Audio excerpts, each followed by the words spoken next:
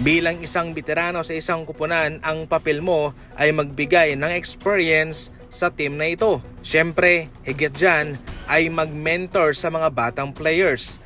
Pero itong si Khris Middleton bilang isa sa mga veterano sa Dallas Mavericks ay hindi niya na nakikita ang kanyang sarili na turuan itong si Cooper Flagg.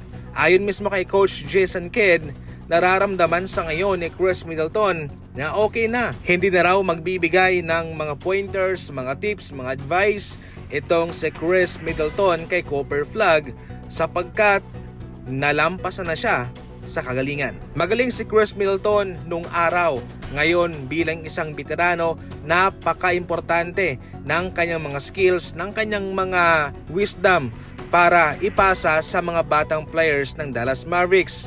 Pero sa kanyang nakikita ay okay na raw itong si Cooper Flagg at sobrang galing na hindi na niya kailangan pa ng kanyang mentorship. Nasa 95% ang chance na itong si Jayson Tatum ay makakalaro na sa kanilang laban kontra Dallas Mavericks sa Sabado.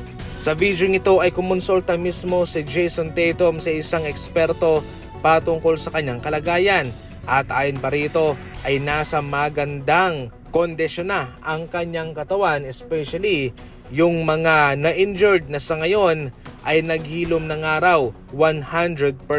Usually ang ginagawa dyan mga idol para sa mga players na bumabalik galing sa isang injury, especially major, katulad na nangyari kay Jayson Tatum, ay limitado lamang ang minuto. Paunti-unting bibigyan siya ng mas mataas na minuto.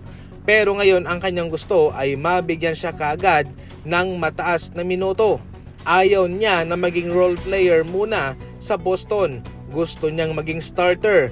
Gusto niyang mabigyan siya kaagad ng mabigat na minuto. Kung tutuusin, hindi naman kailangan sapagkat maganda sa ngayon ang inilalaro ng kanyang kupunan. Subalit nagpapakita lamang po ito kung gaano niya gustong matulungan pa ang kanyang team para sila'y lumakas palalo. Para sa inyo mga idol, sa tingin nyo, okay na ba? O parang pinipilit lang ni Jayson Tatum itong kanyang sarili?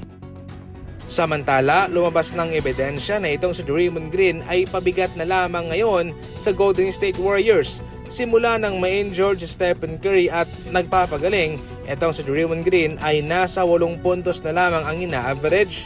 37% ang shooting sa field and 30% naman sa 3-point line.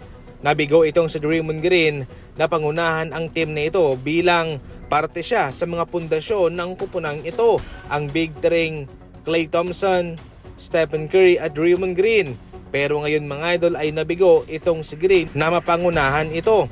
Ito lang ba ay nagpapakita na mali ang ginawa ng Golden State Warriors sa hindi pag-trade sa kanya?